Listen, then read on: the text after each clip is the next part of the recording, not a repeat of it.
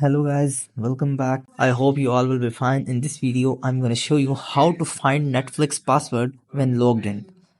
So in the Netflix app, you will not able to see any option in which they are allowing you to see your password.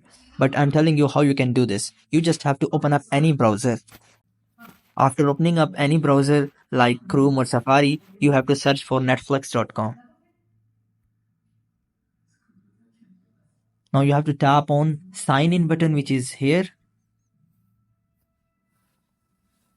After tapping on it, now what it can do is when you have logged into your Google account or iCloud account, then it will automatically allow you to autofill your email or password. Then what you have to do is you just have to tap on the show button which is exact right to your password corner, and after tapping on it you will be able to see your Netflix password.